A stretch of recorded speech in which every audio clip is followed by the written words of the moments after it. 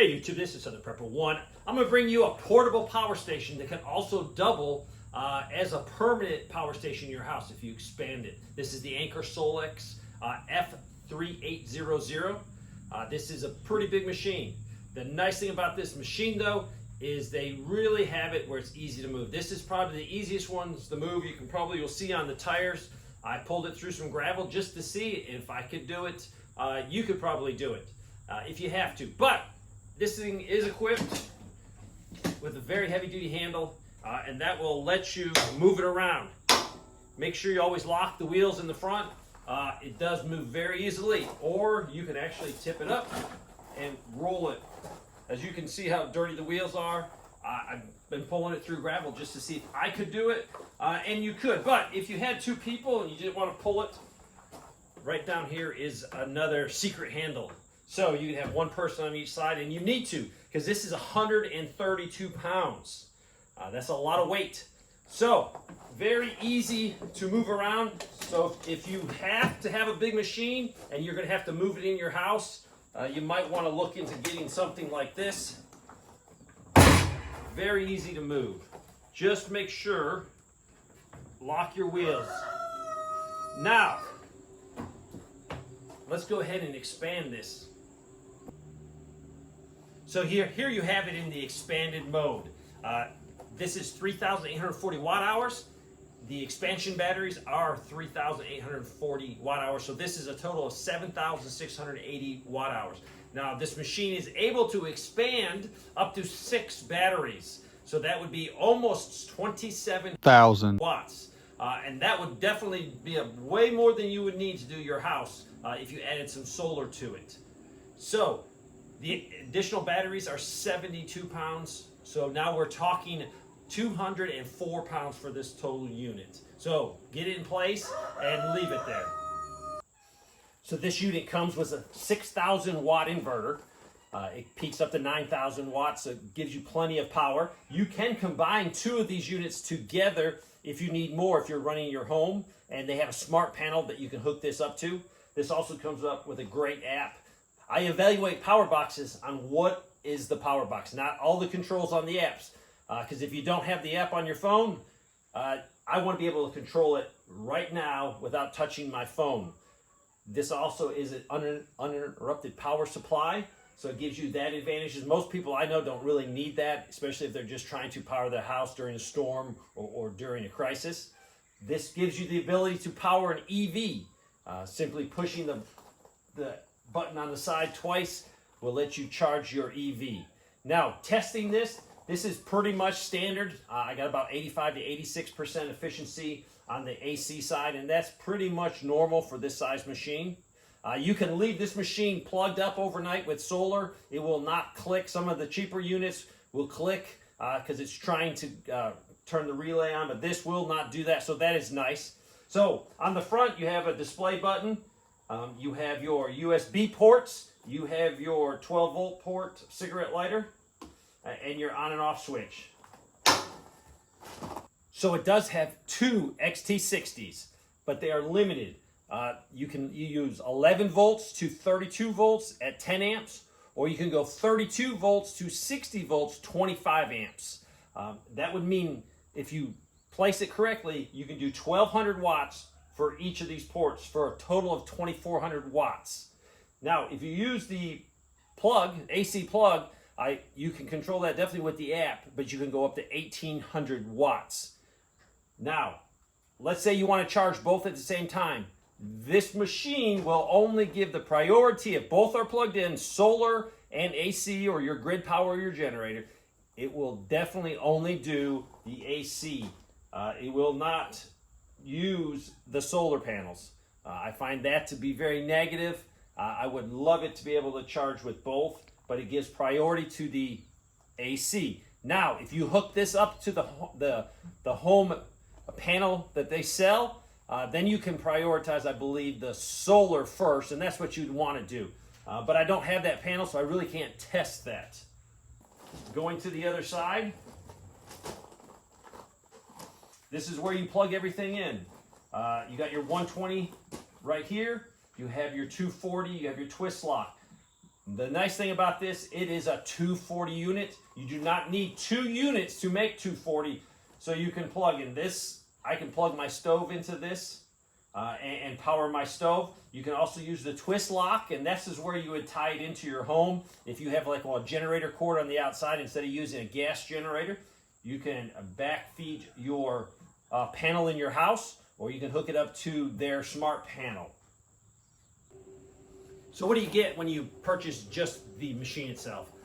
You do get the instruction manuals, you do get a 5-year warranty, you get the AC cord, you also get XT60 to MC4, and you get some other additional ones so you can connect your panels into the system. That's what you get. Also, if you buy the extra battery, you get this cord to connect the 2 units. I like this because it's very flexible. That way, if you do put it closer against the wall, you can move it in a little bit. Very flexible. And this gives this flexibility, so if you want to put the unit flat, you can put this extra battery right next to it and still be able to connect them. I think the coolest feature of this machine for sure is the 240 volt application. So I'm going to run this stove with 1 unit off the 240 volt switch. So as you can see, we're at 100%. Let's go ahead and turn on the burner and see what happens. We have a burner on, and we're drawing about 1,222. It is the small burner. So if you're in a grid down situation or in a storm and you just need to boil some water, maybe you don't need the biggest burner, because as you can clearly see, the smaller burner is about a little over 1,200. Let's turn that off, and let's go ahead and turn on the big burner. We're on high, the burner's on, and we're pulling about 2,500. So it definitely pulls twice as much. So being able to use whatever you can use, if you can do it on a small burner, do it on a small burner. So we're just a little under 2,500 watts. That will give us 2.7 hours of running that. And that includes the main unit and the expansion battery. Let's decide we're going to make a pizza. Let's bake a pizza. We're going to go over to the oven and we're going to bake. Let's say we do 350 degrees. Bake.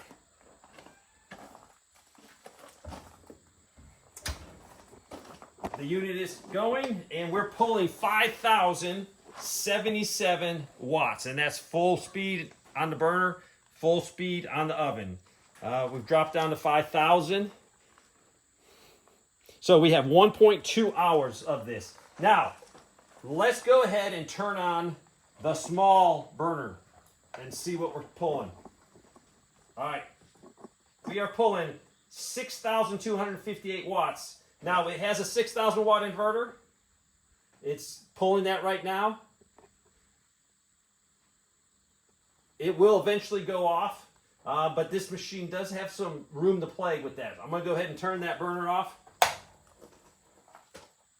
And we are dropping back down to 5,062 watts. So, this is nice because if you're in an apartment, in a condo where you can't touch your panel, you don't own it, you can't touch it, you can't make any modifications, you could still use a machine like this and plug your stove directly into it. Now, this isn't the most efficient way of using power, but if you had to, you definitely could. More efficient would be propane outside, wood outside, or maybe just using a single eye burner that you can plug into this machine.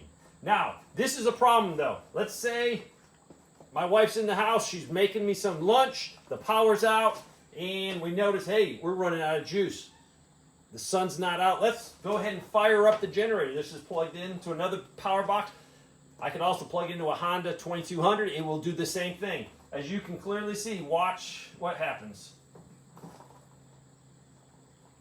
I just plugged it in, and as soon as it gets that generator, that AC power, it automatically kills the 240. As you see, it turned off. Watch this. I'm going to unplug it. As you can see, it turned back on. So that is, to me, a problem. Now, I could get away with it if I'm just charging it with solar. Everything will work fine, no problems. But if I need to fire the generator up while I'm using the 240, that will cause me a problem. Now I could probably rig something up where I use like a battery and a DC charger, and I could then put power into it with the XT60s, but a lot of people don't have that ability, don't have that extra money to do that. So I wish they could fix that so the 240 loads would run.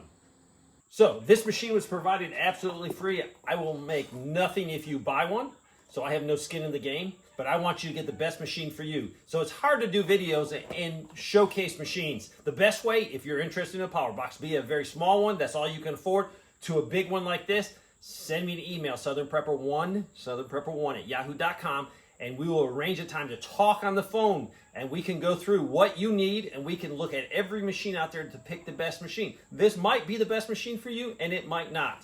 Now, a few problems that I had with the machine was definitely, I do not like the AC priority over DC. I wish the solar input would be number one.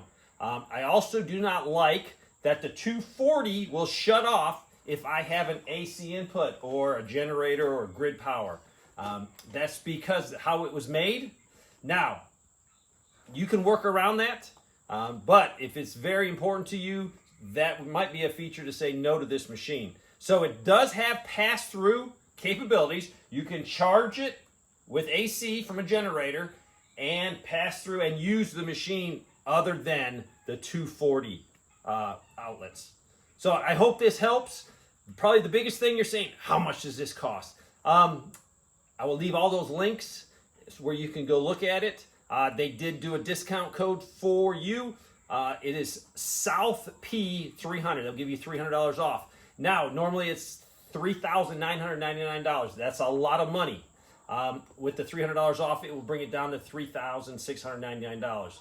But when you do the watt hours, and that's what I look at, be it a small machine, be it a large machine, that's only 48 cents a watt hour. So you can compare this with all the big brands out there and just see what is my watt hour, price per watt hour. And this works out to be 48 cents a watt hour, and you have the ability to use the 240, the stove, or you might need it in your shop to run a welder. So I hope this helps.